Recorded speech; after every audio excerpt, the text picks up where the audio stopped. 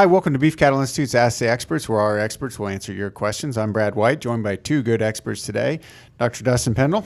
Good morning. And Dr. Bob Larson. Good morning. So happy to have you guys here because we've got a great question for you relative to marketing calves. Before I get to the question, I want to remind everyone, if you have a question for us, you can send it in to us at bci@ksu.edu. And as your question is answered, these guys will each get up to 10 points. So today's question focuses on how do I decide what is the best option to market my calves?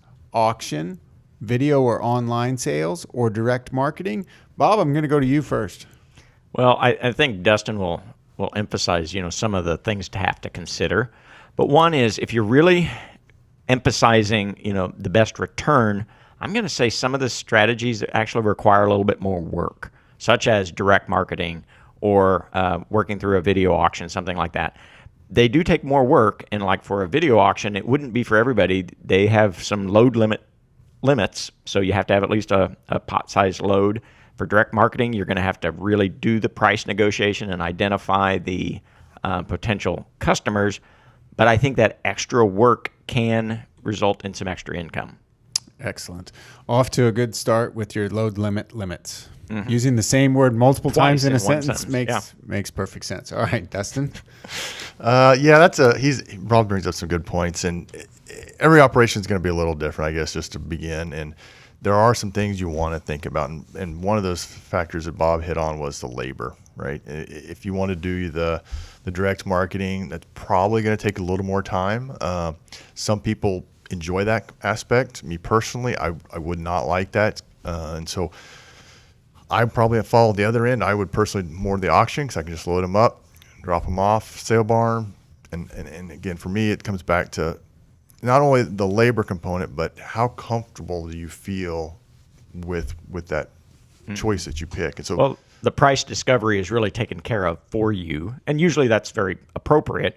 But again, I'm letting someone else take all of that responsibility.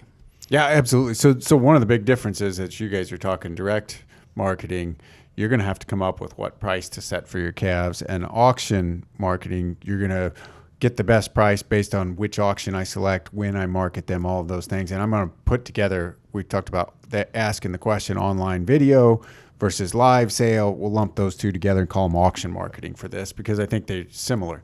So I want a follow-up question, and right now it's tied 5-5, but follow-up question, I'm going to start with Dustin first. How do you make sure that I get the best price for my calves? So in your scenario, you're taking them to the auction. How do I make sure I get the best price? So if I'm taking them to an auction, best price is maybe shop around a little bit, which sale barns in your area tend to have maybe more buyers. As you're preparing them, are you doing your vaccinations? Some of those kind of programs. Can you generate some premiums? I would think those would be some of the ways to try to get those premiums. Absolutely. And even communicating with that auction. When are there special sales? If I'm doing preconditioning, when are those special sales? What do they look like? When should I bring my cattle in, right? So they can market them a little bit. Direct marketing, a little bit different, Bob. How do I make sure I get the best price in that scenario? I think it goes back to the name of direct marketing. You're going to have a conversation with one or more buyers and really try to align what you're going to produce with what they want. And again, I think it just goes back to it takes a lot more work. You're going to do the work of identifying potential buyers. You're going to negotiate with them. What do they want? What do you think your value is? And so it takes a lot more work, but it's going to take communication. Yeah, absolutely.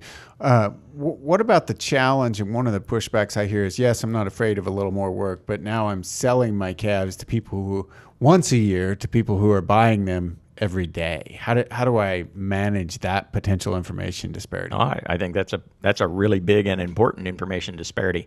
One of the places that I think, and I'm going to throw out maybe a little different spin on it, is rather than like feeder calves, maybe the best place to get started with direct marketing might be on a different class of cattle, such as replacement heifers or something like that, where that information might have more value typically than with feeder calves.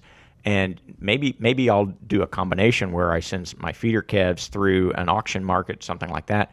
But with my replacement heifers, I do maybe I have some contacts already. And so maybe a combination of both direct marketing and some auction marketing. I like that a lot. So you sell the information along with the cattle. And nice job. So Bob ended up with 9 points. Dustin ended up with 8. Thank you guys for joining us. If you have questions, send them to us at bci@ksu.edu.